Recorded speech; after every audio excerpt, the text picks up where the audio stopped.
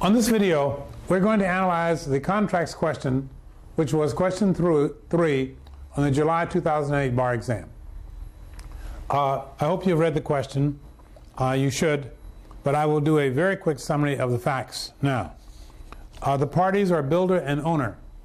Owner wanted a fence built, and the fence, the builder offered and provided her an estimate of either $4,000 for a cedar fence or $7,000 for a redwood fence. But this was not an offer because it was, she asked for an estimate, he gave her an estimate, it was in writing, but it was never intended for more than an estimate. You'll see that from the facts when you read it. And so we have an estimate for these two fences, the cedar and the redwood. Then the contractor said, moreover, I have to check to see if the redwood is available before I can make you, see if the redwood's available before I can make you this offer for $7,000. So the estimate for $4,000 and $7,000 was not an offer, but it was an estimate. Then the owner said it was important that the job get done by June 1st, but this was on May 1st when the conversation took place. And then on May 2nd, the owner left town, but she left the answering machine on. And the builder called in a day or so, called May 2nd, and said, I found the redwood, I can do it for $7,000, and I need to start right away so I can finish on time. If I don't hear from you, I'll get started. Well, that's bad news, of course. He didn't hear from her, and he did start, and they don't have a contract. When the owner returned on May 25th, she saw the fence built out of redwood, said, you should have waited for me. And she says, but I'll pay you $5,500 anyway. And then when she wrote to him on May 26th, says, I'll pay you $5,500. He then called her on May 26th and said, I first was going to sue you, but I've decided to accept your $5,500. Then she says, no, I revoke my offer. Well, it's too late. And that's a summary of the facts. Let's go through the analysis of the problem. And now the question is, can builder collect any part of the $7,000 either on a contract theory or on a quasi-contract theory? On a contract theory, this problem, we see that the introduction would tell the bar examiners that builder may sue for breach of contract or on a quasi-contract theory. To sue for breach of contract, of course, he's got to find a contract. And to find the contract, here we have an offer. We know that there was an offer by builder because the builder signed the estimate, and the estimate would be treated as an offer, given all the words that you would see when you read the problem. So that's an offer. The builder signed the estimate. There was no intent to contract in signing the estimate. Pardon me. This was not an offer. The estimate was not an offer because both parties made it clear that this was not an offer. First of all, they hadn't decided whether or not they were going to build it out of cedar or going to build it out of redwood. And secondly, she said she needed to think about it, so she wasn't sure. He wasn't sure the wood was available. So there was no intent to contract. He left her a written estimate, 2 written estimates, and that was that. The essential terms were included in the written estimate, yes. Communicated, yes. But it was not an offer because there was no intent to contract.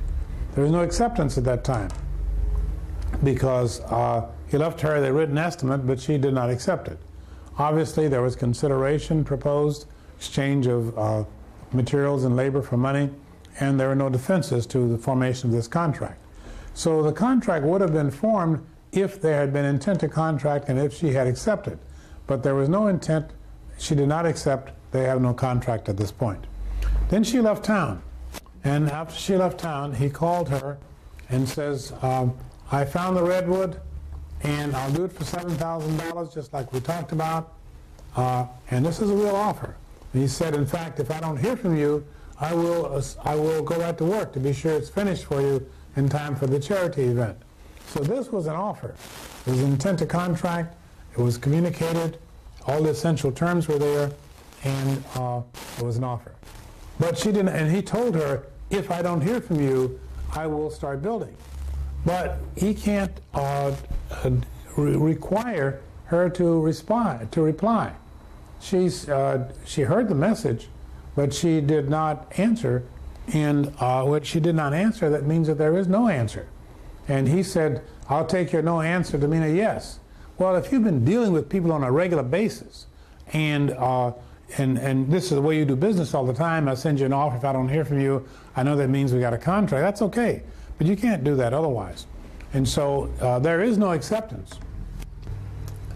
After she returned on the 25th of May and discovered the fence there, said, you should have waited for me.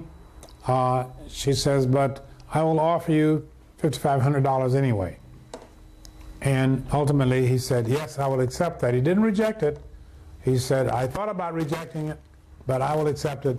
And then she says, too late, I offer nothing. Well, the accord contract had already been formed at that point, so he's entitled to the $5,500. Finally, if he cannot collect on a contract theory, he should try to collect on a quasi-contract theory. Quasi-contract is to prevent her unjust enrichment. And she's got a $7,000 fence and hasn't paid anything. How much can you get from her on a quasi-contract theory? Well, she said she had indicated that she wanted a fence and offered $5,500 for it. And so it seems like if the court is looking for a fair number, they might use the $5,500 as the amount to pay builder. $4,500 was the cost of the materials without the labor. The court could make her pay for the materials with no labor, but this is the most likely number, $5,500. They're not going to have her pay the $7,000. It was his mistake to build a fence in the first place, and the $5,500 is actually probably what would happen. This was a short question, didn't require much. I mean, it was very straightforward. You just had to kind of go through it step by step and do all the steps here. You don't need to hear me tell you about each of the little pieces in here, but you see what the structure was. What's interesting about this question on this bar is that it is so straightforward. It's very straightforward. You should have no trouble finishing it in time. And that's the end of the analysis of this question.